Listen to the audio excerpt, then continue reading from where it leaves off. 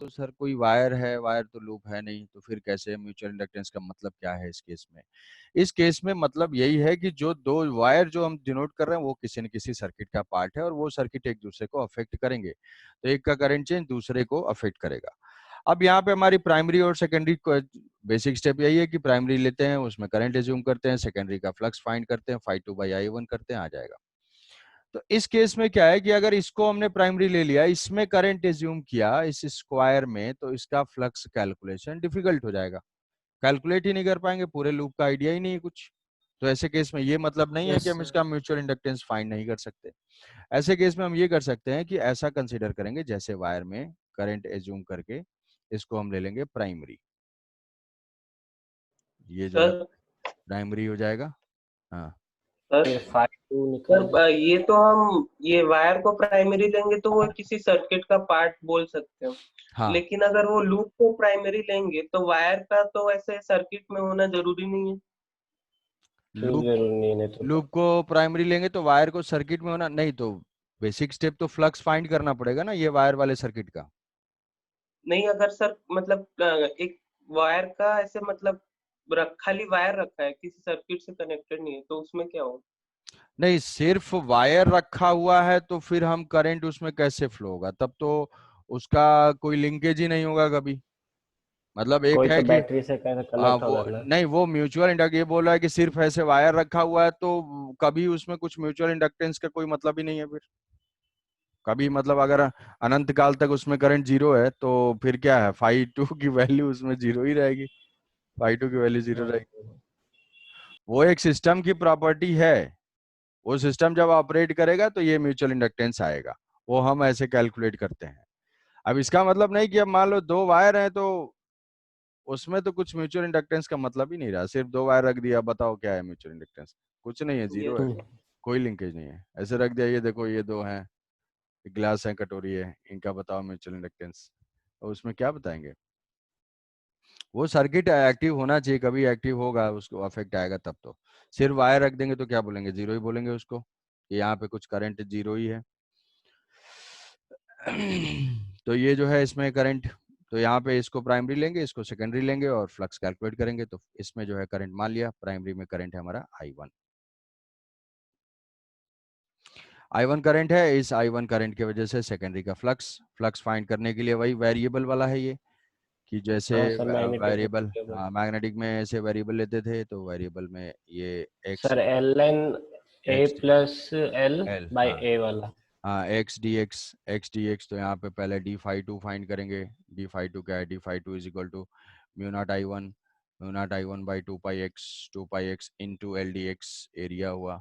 Net flux के लिए integrate करना है तो ये हो जाएगा phi 2 is equal to mu naught, I1 constant है, L कांस्टेंट है, बाई 2 पाई है, और x की वैल्यू कहाँ से कहाँ चेंज होगी, a से a प्लस एल तक, a से a प्लस एल, टू है। तो dx बाई एक्स जो है वो ln, तो ये हो जाएगा ln a plus L divided by a plus L divided by a, तो phi 2 इज इक्वल टू ये, तो phi 2 बाई I1 जो कोफिशिएंट ऑफ म्यूचुअल इंडक्टेंस होगा, that is phi 2 by I1, तो यहाँ से ये हो जाएगा mu naught L divided by 2 pi a plus L divided by a।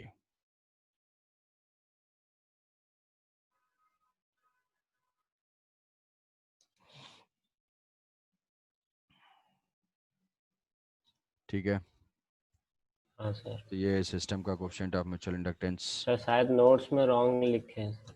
है। सर नोट्स में शायद रॉन्ग लिखे हैं सर। वो पहले B लिख दिया सर, फिर उसमें L A square add multiply कर दिया, A स्क्वायर मल्टीप्लाई किया, वैसे L स्क्वायर मल्टीप्लाई करना था।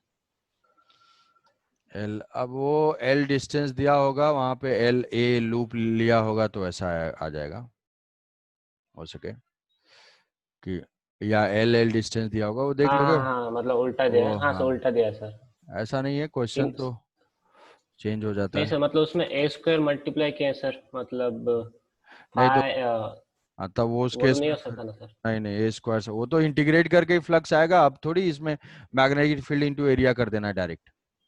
हाँ सर, वो मैग्नेटिक फील्ड को पहले नेट निकाल, मतलब मैग्नेटिक फील्ड पहले निकाल दे, फिर नहीं नहीं इसको नहीं, समझ लगा। अरे ये सब नहीं अगर है। लिखा हुआ है तो उसको बताओगे भाई, ऐसा नहीं होगा। ये तो नॉन नॉन यूनिफॉर्म है, किसी को इसमें डाउट है? हाँ सर डायरेक्ट वही। बी इंटू एरिया तो तुरंत कर ही नहीं सकते, क्योंकि टोटल एरिया पे मैग्नेटिक फील्ड चेंज। नहीं सर, नॉन यूनिफॉर्म है। नॉन यूनिफॉर्म है, नॉन यूनिफॉर्म में इंटीग्रेशन। तो नेक्स्ट क्वेश्चन है कि दो लूप हैं,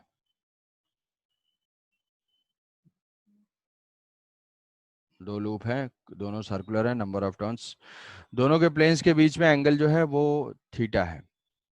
एक लार्जर लूप है, लार्जर लूप है, इसमें कुछ नंबर ऑफ टर्न्स हैं, और एक स्मॉलर लूप है। इस स्मॉलर लूप का जो रेडियस है वो स्मॉल a है, और लार्जर लूप का जो रेडियस है वो स्मॉल b है, और दोनों के प्लेन्स के बीच का जो एंगल है वो है थीटा।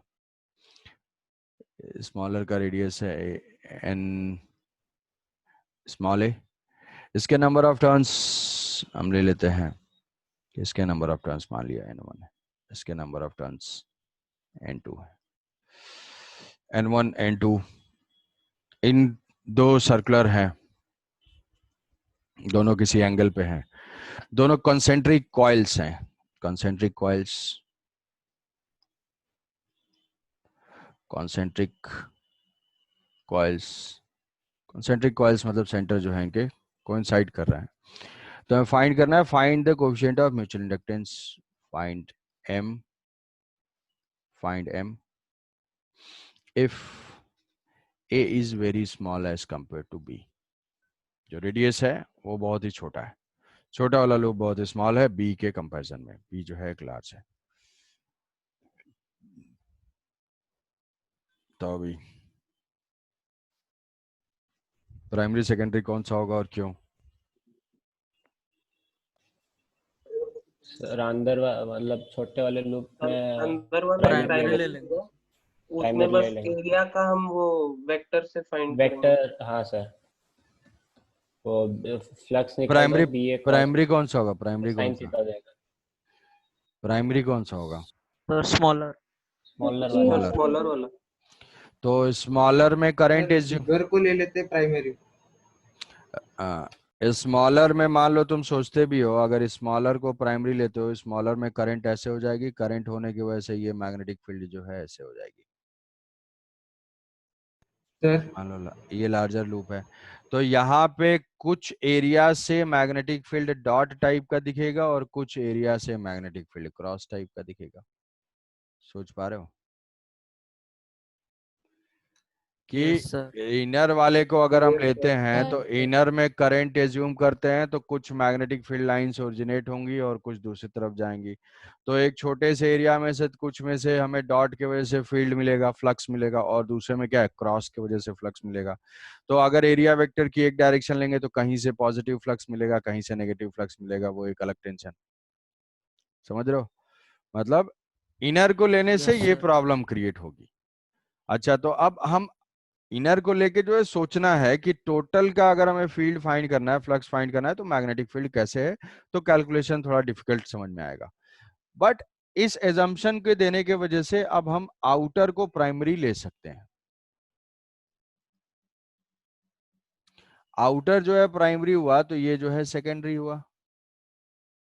अब ये सेकेंडरी कॉइल है तो इससे क्या होगा, इसके वजह से अब ये अगर आउटर प्राइमरी है, मान लेते हैं इसको कोप्लेनर ही ले लेते हैं, तो इसके वजह से मान लिया ऐसे करंट हमने एज्यूम किया, यहाँ पे करंट एज्यूम कर लिया, ये है I1, तो यहाँ से I1 के वजह से ये मैग्नेटिक फील्ड जो है सेंटर पे, हमें फॉर्मूला पता है, सिर्फ सेंटर पे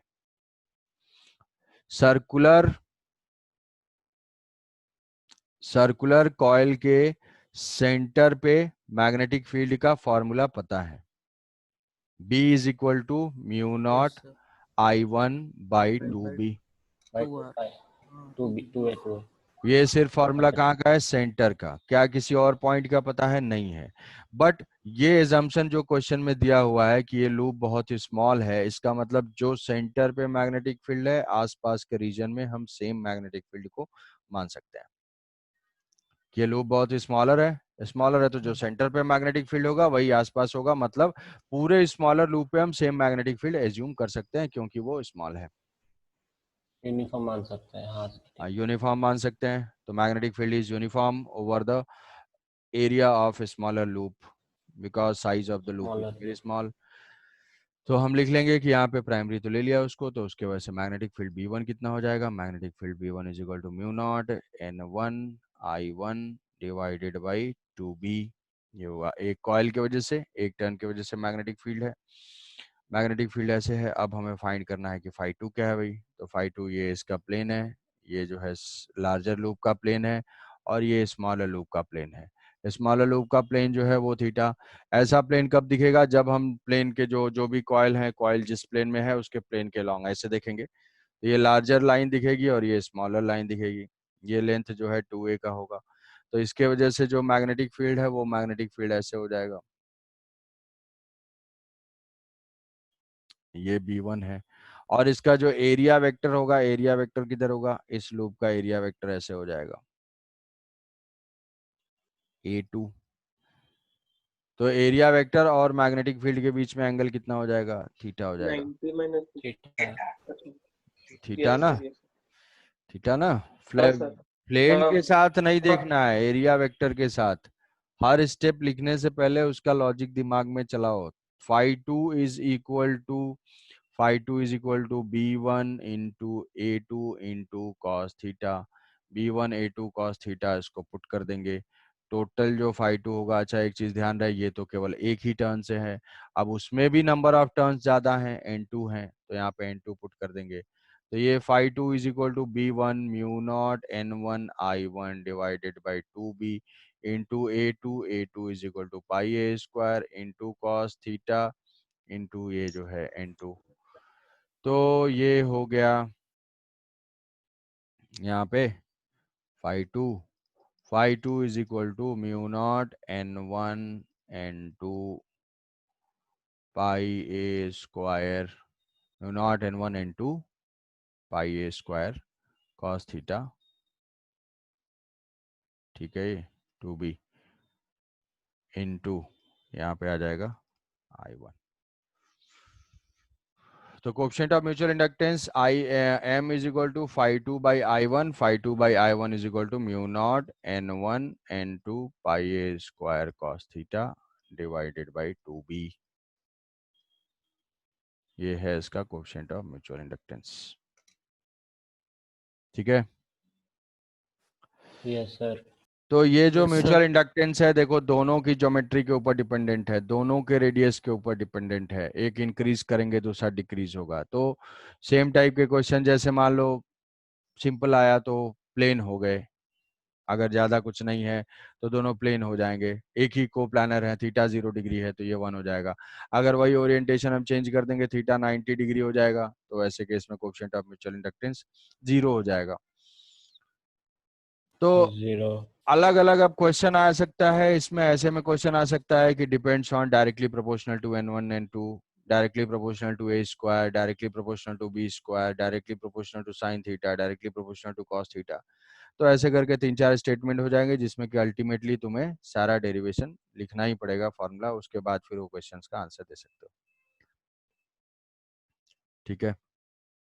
यस सर। तो यस सर। हम्म सर, हम्म आपने बोला कि जो कितने मैग्नेटिक फील्ड फ्लक्स डॉट में जाएंगे और क्रॉस में जाएंगे, सारे तो क्रॉस में ही अंदर जा रहे हैं ना। नहीं नहीं, जैसे ये टॉप से अगर अच्छा, हम देखते हैं, हॉरिजॉन्टल। टॉप से अगर देखेंगे, मान लो कि इसमें प्राइमरी ले लिया, तो इसमें प्राइमरी ले लिया तो यहाँ से तो मैग्नेटिक फील्ड इनसाइड में तो डॉट है, बट यहाँ से जो फील्ड लाइंस जो यस सर। बाहर आएंगे वो तो बाहर ऐसे अंदर जाएंगी, तो इस रीजन में तो क्रॉस है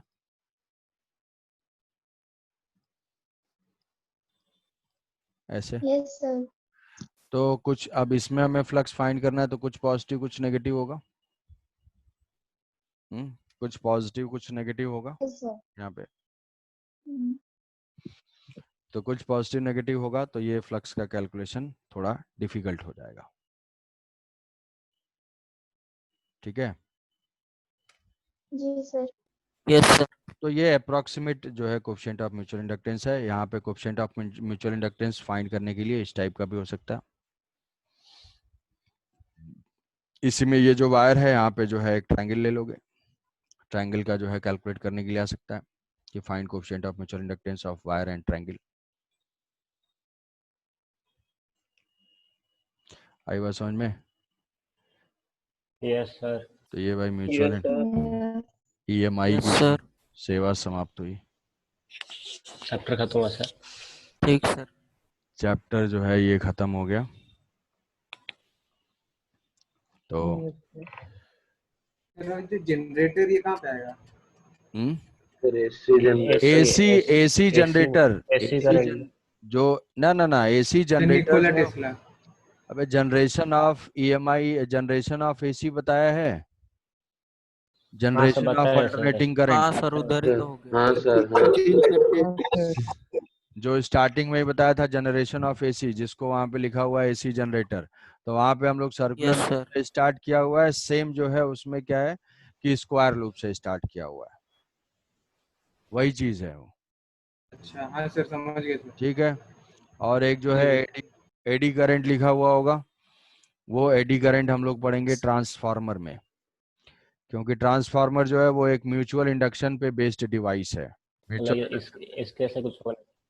है वही म्यूचुअल इंडक्शन पे बेस्ड डिवाइस है ट्रांसफार्मर। ट्रांसफार्मर जो है वो अल्टरनेटिंग करंट के लिए यूज होता है। तो जब अल्टरनेटिंग करंट पढ़ेंगे तो उसके लास्ट में जो है हम लोग ट्रांसफार्मर पढ़ेंगे और एडी करंट्स पढ़ेंगे। वहां पे एडी करंट्स क्या होता है। ठीक है, यस सर। तो ये तो यार यस सर। स्टार्टिंग किसी को पता है कब स्टार्ट हुआ था? ये यूट्यूब से देखना पड़ेगा ना। नहीं सर सर। ये इलेक्ट्रोमैग्नेटिज्म। हाँ 3 अगस्त को सर start 3rd अगस्त को। सर अगस्त 3rd थर्ड अगस्त। हुआ। 3rd अगस्त। ठीक है, ठीक ही है यार ये तो। सर इतनी जल्दी